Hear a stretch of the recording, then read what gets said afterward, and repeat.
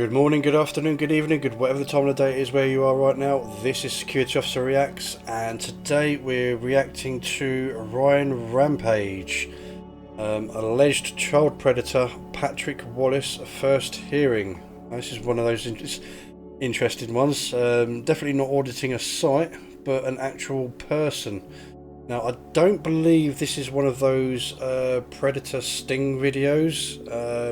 I've seen those about, and in all fairness, I'm actually interested in doing a reaction video to one of those, in all fairness. I mean, if people are interested in seeing that, then please put your comments down in the comments below.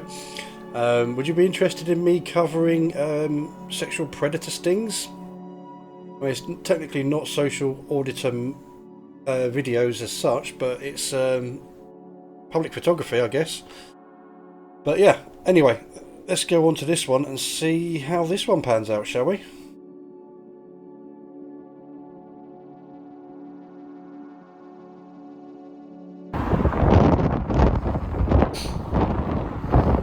To following people around the street. No, you're not. So go on. Tell me the law on that. Go on. I'm off. All right. Tell me the law on it. He's gone inside and he's going to call the police. That's fine. That's absolutely fine. I wanted to question him, but he didn't want to question, so I left him across the road until you pulled out your phone. Now you're filming me. Yes, I am. Yeah. Good for you. Anything against the law in that?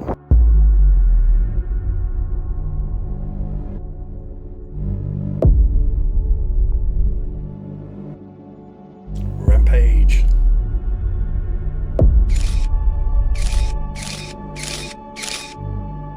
Yes guys, welcome back to the channel, and today I'm outside of Magistrates Courts, where I have just been in court because I've got two cases that a couple of people in the local area have been interested in. This is in Grimsby, and a couple of people have been interested in these cases because it is acts against children under the age of 13, I believe.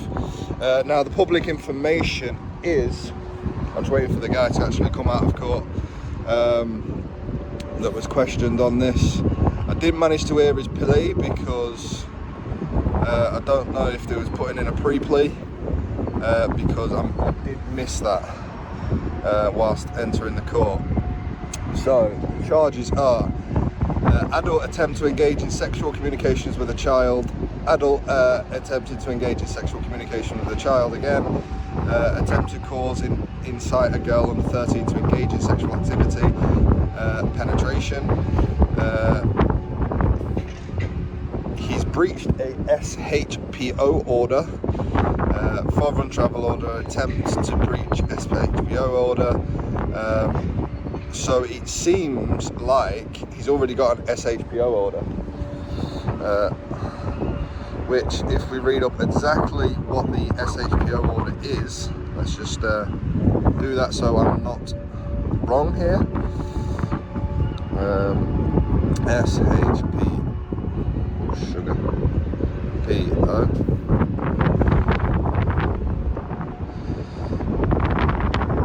The purpose of this order is to protect the public from sexual harm by restricting your behaviour. For example, if you have been convicted of an offence of downloading indecent images of children, your access to the internet, or so he has been done by similar offences previously, this guy.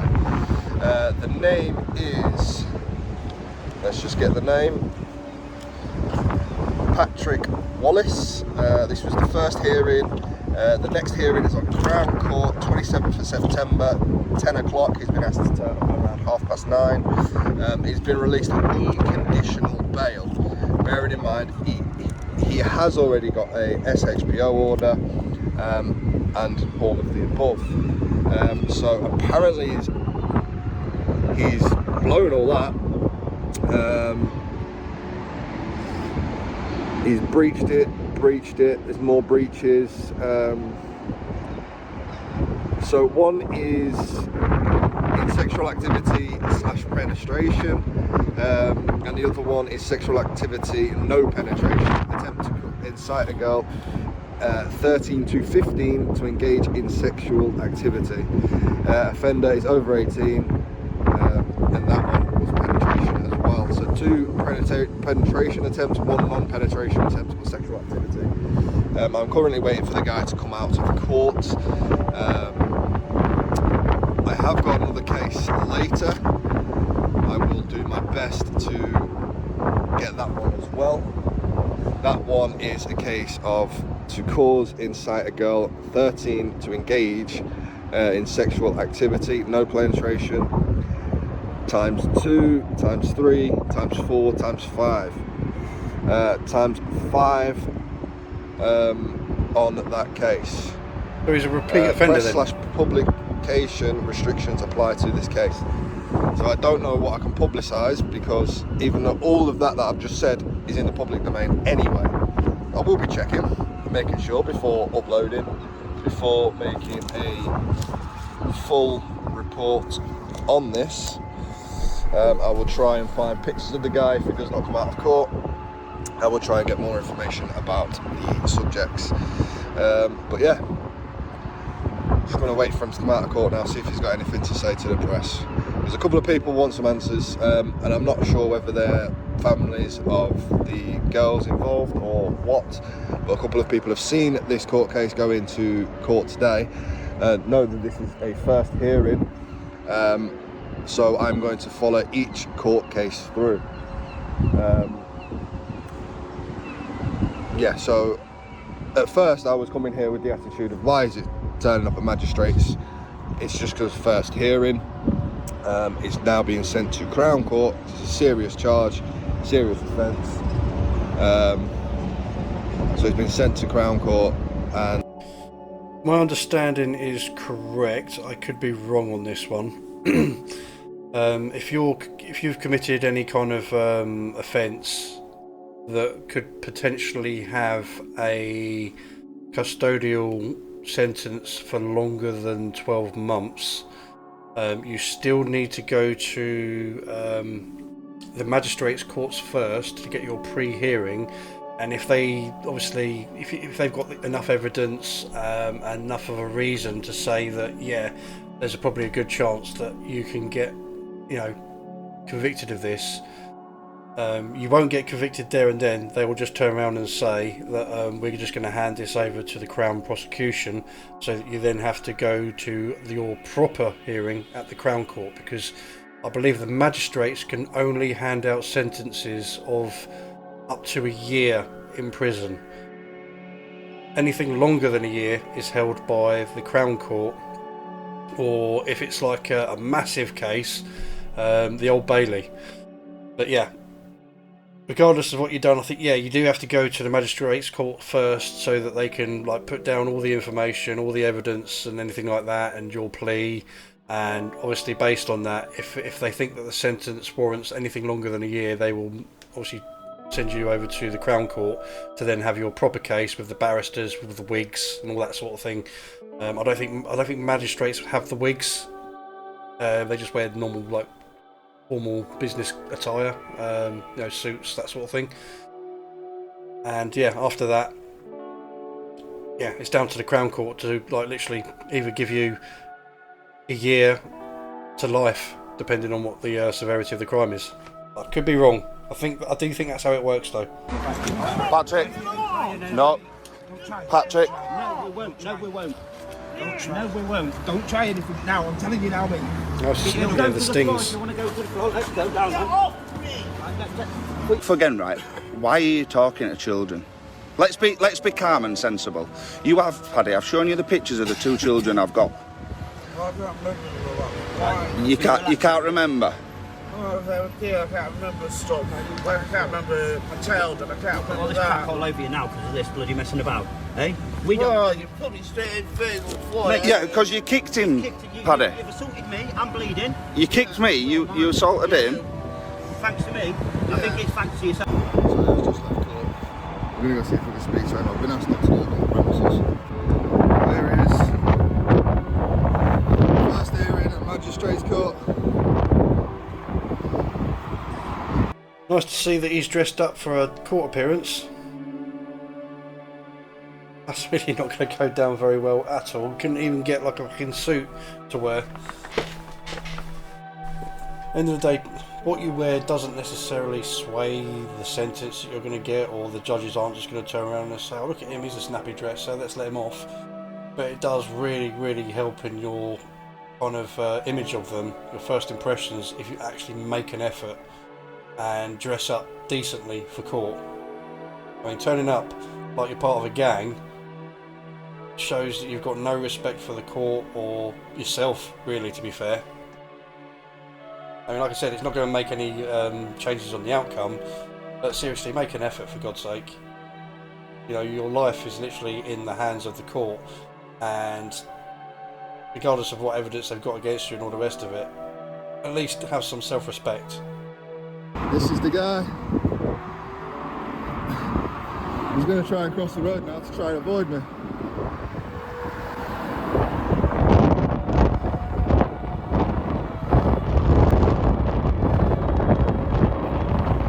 What? I'm filming for what I need to be filming for. Yeah.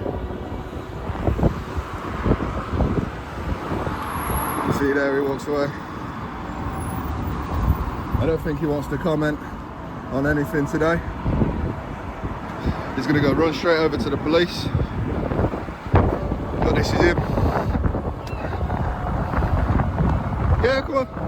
I tell you what, his solicitor wants to get involved. Let's get his solicitor involved.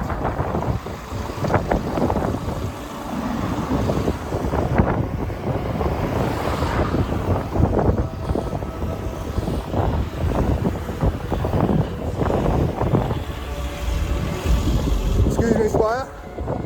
You want to get involved, yeah? You want to get involved, yeah? You want to take a selfie with me? Want to take a selfie with me? You want to take a picture of me across the road? Yeah. Take a selfie with me. No, I took a picture of you Why? in case you attack that man. Oh yeah, I'm really attacking. I'm a reporter. It's what I do. Well, good for you. Yeah, Good for you. me. Please don't touch me again. You're not allowed to follow people around the street. Well, he's obviously not a very good solicitor, because if he was, he would know that that's not illegal. No, you're not. So go on. Tell me the law on that. Go on. I'm off. All right. Tell me the law on it. He's gone inside and he's going to call the police. That's fine. That's absolutely fine. I wanted to question him, but he didn't want to question, so I left him across the road until you pulled out your phone. And now you're filming me. Yes, I am. Yeah. Good for you. Anything against the law in that? Not No, at all. exactly. I'm simply pointing out. I wanted to question him across the road. You're not a He journalist. turned around. Which organisation do you work for? No organisation. I'm an independent journalist. Have you ever heard of independent journalism? You should know better as a solicitor, mate. Bye now. You should know better as a solicitor. Please feel free to carry on filming. I will do. I will do. I was going to ask him a question across the road. So that I can He didn't want to. So that I can watch later on. Yes, you will. What's the name of your YouTube channel? I'm not going to give you that. You have to find it. It's going to be called Divvy Solicitor Gets Involved.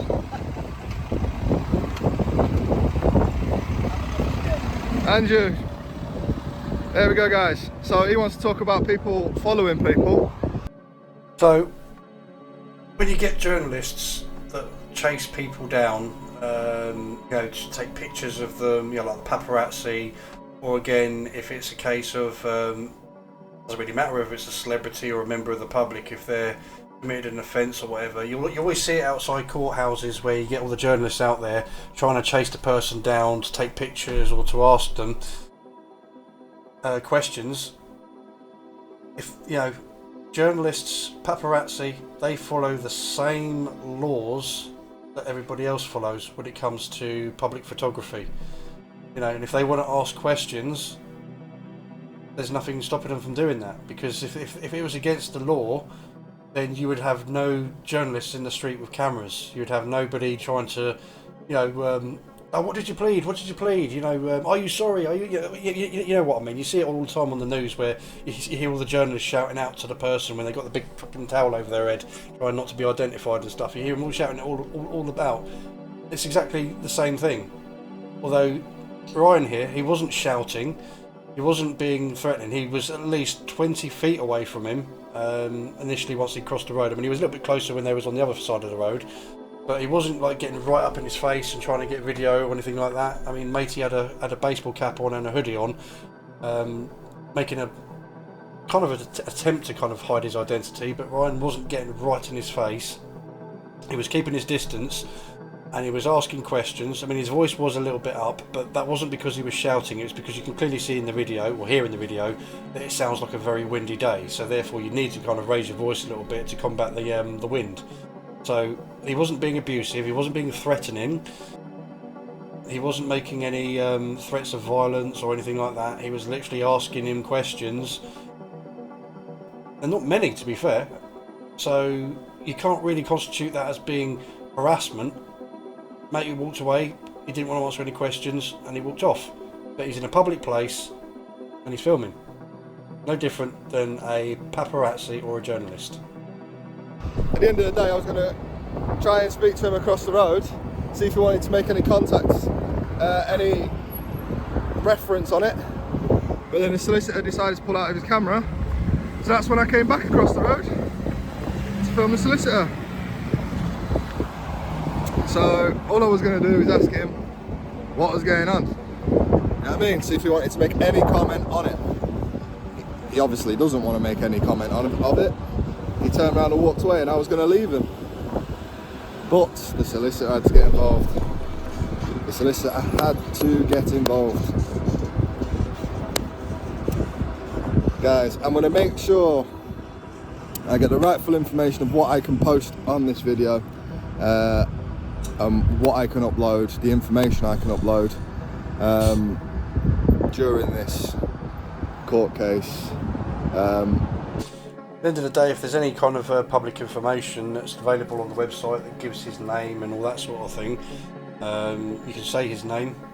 If it's a sensitive case for whatever reason and his name has been withheld and you can't find anywhere on the media, anywhere on the news that lists him by name, then obviously if you release his name, you could be, subject to criminal prosecution yourself. But again, if it's public information on the news, in the newspaper, on public social media, by obviously a news source, you can publish his name. Now, I know there are a very, very few cases in the UK where there are certain people, criminals, convicted criminals, that are protected, their identity is protected. You're not allowed to say their names, you're not allowed to film them in public, and if you do, you even if you don't even know about it, if you film them in public, you could face prosecution. It's very, very, very rare that anybody has one of those identity protection order type things on them. But I do know of two people. Again, I'm not going to say their names for the exact reason that I just said, but if anybody remembers, back in the 90s there was a little toddler that was murdered on a railway. That's what I'm talking about. But yeah, they're not allowed to be identified. They've got protection orders for that reason. But generally, normal people that are out, child molesters and all that sort of thing, if their names are out and publicly made aware of, then there shouldn't be any kind of issue.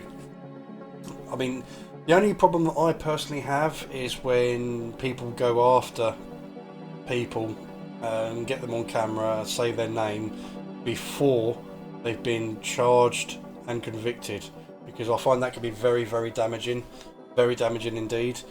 Because if it turns out that they're actually 100% innocent and they have done nothing wrong, you have partaken in destroying their life because you publicly outed them as being something they're not, and that will ruin jobs, that will ruin relationships, that will ruin friendships. And even when it comes out that they were 100% innocent, the general public don't like to hear that that person was innocent. They like to keep it in their mind, no, he's guilty, he's a nonce, he's a pervert, he's this, he's that and the other.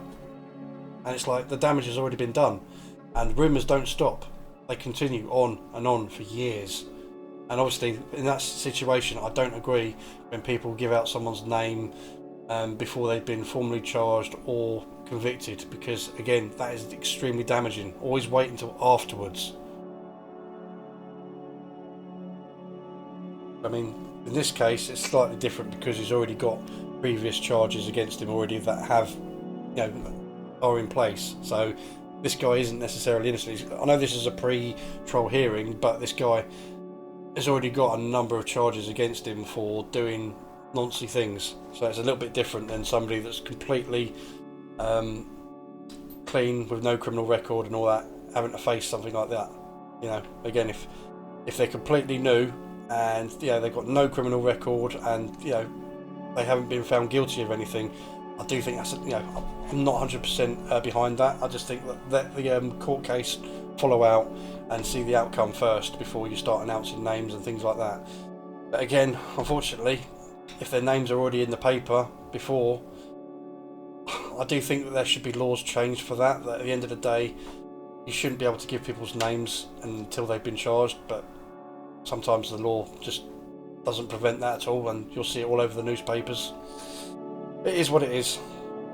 I have got a number in my pocket as well, so to try and give me the rightful information of what I can upload. I'm sure public information, if you've got a public gallery in a court, you can publicise that information. No information about the victims, etc. No information about the victims because of the age. That is why the restrictions are there. I don't believe the restrictions are there because of him, but we will find out shortly because apparently he's rang the police. So I will go inside, make sure the police are being called, being on the way, and I'll wait around for the police because I'm not going to abscond. I'm going to get the police on camera as well. So you got nothing to say about what you're in court for today? You don't want to make no comment, no? Distance. He's calling out because Come on, Patrick. Windy. People want to know. He's standing behind him, so he's not getting his face on camera. You don't want to say anything?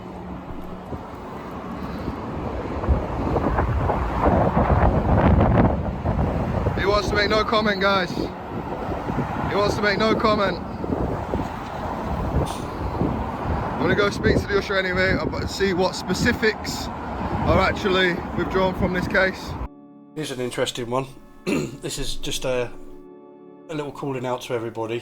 What are your views on having the same law that they have in America, where if somebody is convicted of a sexual crime against children, their names and addresses are publicly accessible to everybody, so that parents and people can be fully aware of the dirty, nasty nonces that are living in their community.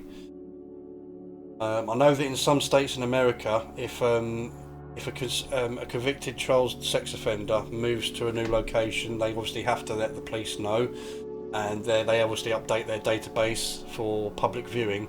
But if they move into a street, in some states they have to knock on every single door in that street and say, "Hi, my name is so and so, I'm a convicted child sex offender, I'm just letting you know that I live over there."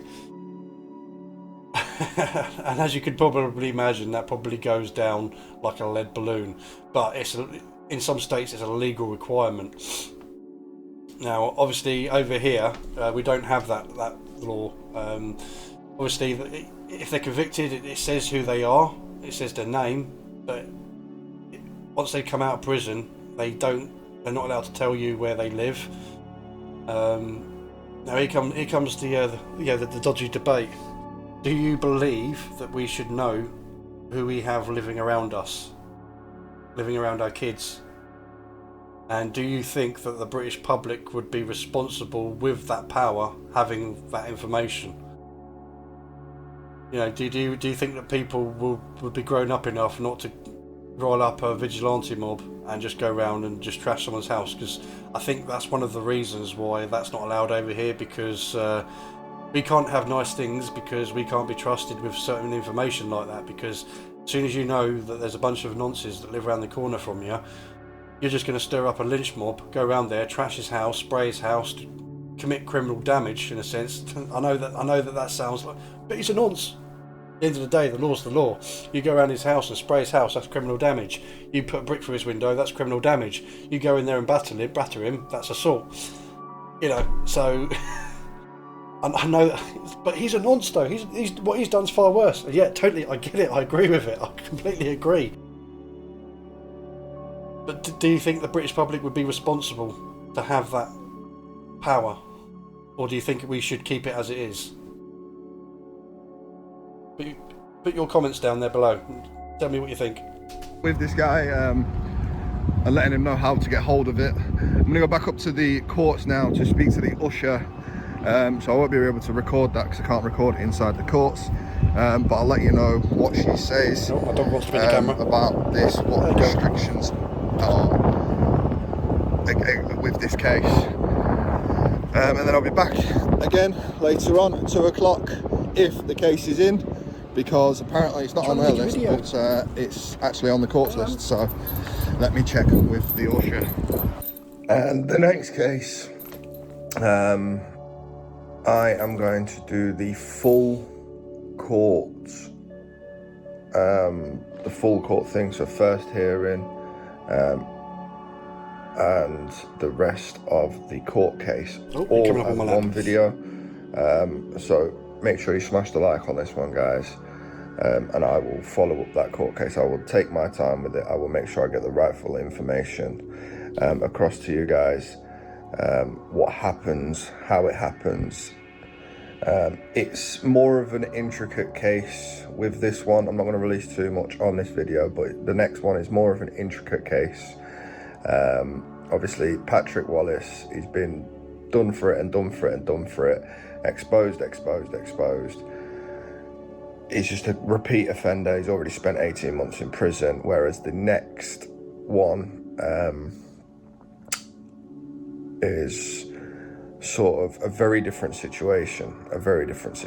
So you got to be careful what you put out there. So I'm going to follow the whole court case up, and it'll be in a full video when the court case is over. So I did record, it did kick off, but you're gonna have to wait to see that footage, guys, unfortunately. So yeah, make sure you smash the like, make sure you subscribe, and I'll catch you on the next one. Peace. Okay, and that is the end of the video. It looks like I've now got my my dog in the video with me now, bless her. You're right, girl. So yeah, there you go. That's Ryan Rampage following around a convicted sex offender that's went to court for another offence that he's just been let out on. As far as I'm concerned, I personally didn't think that he was being harassing. He was at least 6 to 8 feet away from him. He wasn't intentionally getting in his face with a camera. In all fairness, the footage that he got wasn't very good of the guy's face anyway. From the side, you could just about make out his features, but he was mainly from the side or the back. The guy had a hat on, he had a hood on. Ryan was just asking him general questions that any journalist would have asked. He wasn't being threatening, he wasn't being abusive, he didn't try to threaten violence. And yeah, like I said, he was talking with his voice raised simply because the day was quite windy. So, you know, you need to raise your voice so that people can be heard.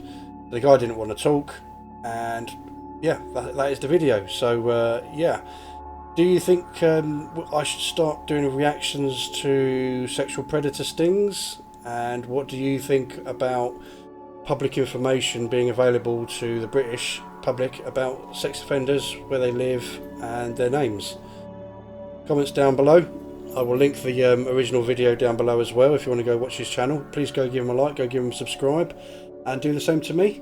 If you've got any other videos you want me to cover, again, put them down in the comments too, and I will see you in the next one. Bye.